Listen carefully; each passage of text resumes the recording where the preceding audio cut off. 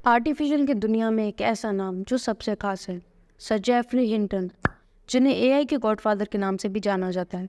अभी 4 महीने पहले ये बहुत ज़्यादा प्रचलित थे, बहुत चर्चा में थे जब इन्होंने गूगल छोड़ा। तो सब जानने के लिए उत्सुक थे कि वो क्या रीज़न है। इस वीडियो में आइए उनकी कमाल की स्टोरी को जानते हैं, जिनके काम से एआई के जो क्षेत्र में एक नई शेप मिली।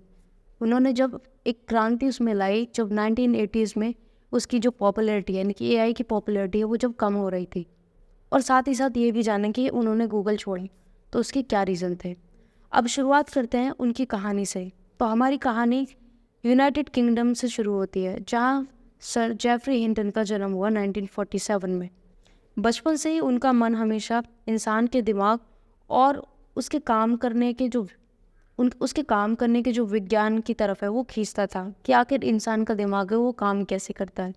तो यहीं से उन्हें प्रेरणा मिली न्यूरल नेटवर्क की, जहां उन्होंने इस तरह के एक सिस्टम को जनरेट करने का, क्रिएट करने का, उस पर रिसर्च करने का सोचा, जो कि इंसान के दिमाग की तरह इंटेलिजेंट हो और मशीनों को सिखाने में, उन्हें चीज़ें समझने में उसी तरह से वो प्रोग्रेस करें, वो चीज़ें अडॉप्ट करें जैसे इंसान करता है और जैसे उसका विकास होता है। जैसे हम छोटे होते हैं तो हम धीरे धीरे चीज़ें सीखते हैं, फिर हम खुद से आइडिया लगाते हैं अपने एक्सपीरियंस से, कुछ उसी तरह से।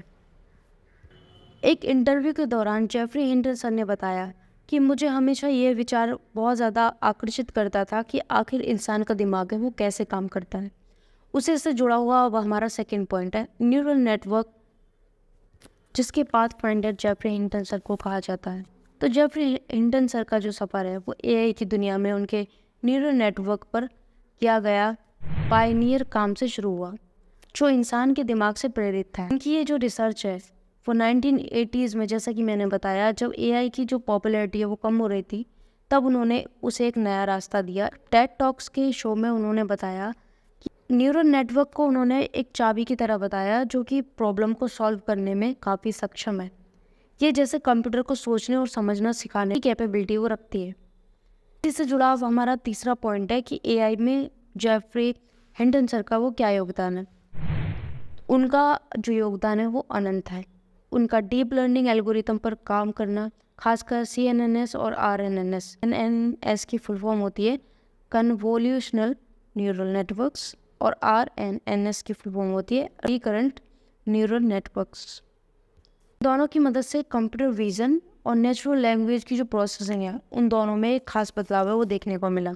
सर ने बताया कि जो डीप लर्निंग एआई का भविष्य है, ये डेटा की हायरार्की को समझने में बराबर का योगदान है वो करता है, जैसा कि हमारा दिमाग करता है, कुछ उसी तरह से। जैसा कि मैंने आपको अभी बताया कि वो पूरा जो प्रेरित है वो ऐसे ही है कि जैसे हमारे इंसान का जो दिमाग है वो काम करता है, तो उसी चीज़ को उन्होंने इंक्लूड किया है एआई या एक कंप्यूटर सिस्टम में, जैसा कि हम सभी जानते हैं। और आजकल तो हम चैट जीपीटी के चर्चे सुन रहे हैं, उनके जो परफॉर्मेंस है वो भी सुन रहे हैं। लेकिन वही है कि अब बारी आती है एथिक्स को फॉलो करने की भी, तो जो कि हम वीडियो में आगे भी जानेंगे। जिनका हमें सबसे ज़्यादा डर है कि एआई है, इतना ज़्यादा पावरफुल एक टूल है, तो उससे हमें बहुत ज़्यादा खतरे भी हो सकते हैं। इसी के साथ बढ़ते हैं अगले पॉइंट की तरफ। Geoffrey Hinton sir days in Google.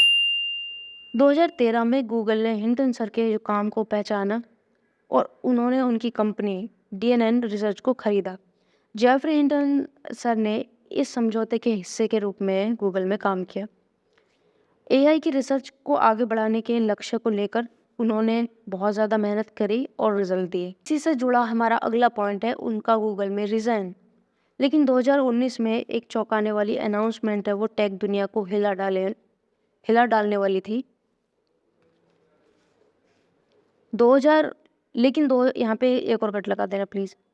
लेकिन 2019 में एक चौंका देने वाली एक अनाउंसमेंट होती है, जिसने पूरी टेक वर्ल्ड को हिला के रख दिया।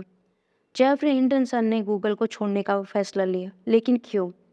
उनका उद्देश्य था कि अपने शिक्षण कार्य पर ज़्यादा ध्यान देना और एआई की रिसर्च को बिना किसी थकावट और रुकावट के वो पूरा करना। एक बात ये भी थी कि उन्हें इस बात का भी दुख है कि जो एआई है वो जॉब्स है वो ले रही है। ये जैसा कि हमने ये भी एक इशू सुना है और आगे यही प्रिडिक्शन किया जा रहा है, जो एआई है उससे जॉब्स कम हो जाएंगी। लेकिन अगर पॉजिटिव देखें तो कुछ जॉब्स बढ़ भी सकती हैं क्योंकि एआई को भी इंस्ट्रक्शन देना भी एक काम होता है। लेकिन एक और ज़रूरी चीज़ है जो उन्होंने अपने एक इंटरव्यू के दौरान बताई है।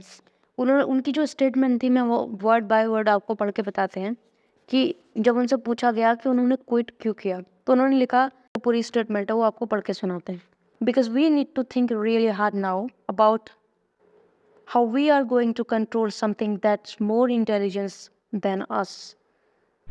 इस बात का डर है जो एआई है वो कहीं ना कहीं इंसान से भी ज़्यादा इंटेलिजेंट हो सकती है, और क्योंकि इसमें न्यूरल नेटवर्क है वो काम कर रहा है, जैसे कि हम हैं, हम एक्सपीरियंस से सीखते हैं, बहुत सारी चीज़ों से सीखते हैं, उसके बाद हम खुद का दिमाग चलाकर डिसीजन मेकिंग है वो करते हैं, कुछ उस तरीके से। तो जेफरी हिंटन ने अपने रेजिग्नेशन लेटर में लिखा था कि मैं मानता हूँ कि एआई से असली क्रांति के लिए हमें एआई के लंबे लक्ष्यों को भी ध्यान में वो रखना चाहिए, यानी कि फ्यूचर जिसका उन्हें डर है। सो वो ये लिखते हैं कि do not remain with in the limits of small scale commercial uses. ये कि हम इसका इस्तेमाल कर रहे हैं, वो सारी चीज़ें सही हैं कि हमें बहुत ज़्यादा प्रॉफिट होगा, क्योंकि एक बार कोई भी चीज़ है, मशीनरी है, वो सेटअप करा ली, उसके बाद एम्प्लॉय की सैलरी नहीं देनी है, आप आराम से काम करा रहे हैं, और वो ज़्यादा इफ़ेक्टिव भी है लोगों के मुकाबले, क्योंकि इंसानों को समय लगता है। वो जैसे अब जो भी फास्ट टाइपर है उनसे भी ज़्यादा फास्ट है, वो लिख के दे देता है। जैसे कि आप ओपन एआई आपने यूज़ किया होगा, चैट जीपीटी, कोई भी चैटबॉट है, तो आपने रिजल्ट तो देखे ही होंगे, तो कितना ज़्यादा वो एफिशिएंट है, इफ़ेक्टिव है। लेकिन उसी के साथ उन्होंने जो फ़ोकस किया है वो इस तरफ किया है कि वो जो ह्यूमन वैल्यूज़ हैं, ह्यूमन ह्यूमन एथिक्स हैं, उनका भी जो ध्यान है वो बहुत ज़्यादा रखने की ज़रूरत है, ताकि ये भविष्य में खतरनाक है वो ना हो। तो इस बात का भी कहीं न कहीं उन्हें डर है। अब बात करते हैं इस वीडियो के एंड पॉइंट की, होप फॉर फ्यूचर। हिंटन अब बस पैशन से काम करते हैं ताकि इंटेलिजेंस को ज़्यादा बुद्धिमान, सक्षम और जैसा कि मैंने बताया ह्यूमन वैल्यूज़ और एथिक्स के साथ है और ज़्यादा डेवलप कर रहे हैं, ताकि ये सच में इंसान की जो ज़िंदगी है उसमें कंट्रीब्यूशन करके उन्हें हेल्प कर सके, लेकिन हार्म ना करे। ये कितना खतरनाक हो सकता है, ये किस तरीके से काम कर सकता है, तो उसके प्रोडक्शन को लेके भी है, जो आप लिस्ट अपने स्क्रीन पर देख सकते हैं। तो ये कुछ मूवीज़ है जो बनी हुई है, जो कि हॉलीवुड ने बनाई हैं अपने अपने माइंडसेट को लेके, कि ऐसा प्रिडिक्शन है जो फ्यूचर में हो सकता है।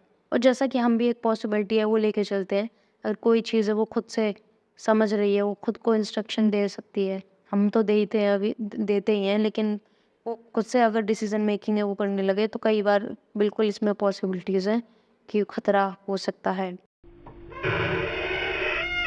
लेकिन इस वीडियो को हम ख़त्म करेंगे पॉजिटिविटी के साथ, क्योंकि वो एक ग्रेट पर्सन है, गॉडफादर ऑफ एआई हैं। जो गॉडफादर ऑफ एआई हैं तो वो भी बहुत ज़्यादा उनके अच्छे विचार हैं कि एथिक्स और वैल्यूज़ जो भी ह्यूमन्स के हैं उनको ध्यान में रखते ही इस चीज़ को डिज़ाइन और डेवलप है वो किया जाए।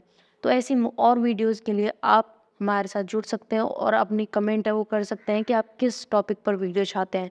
इस वीडियो को समय देने के लिए आपका बहुत बहुत धन्यवाद।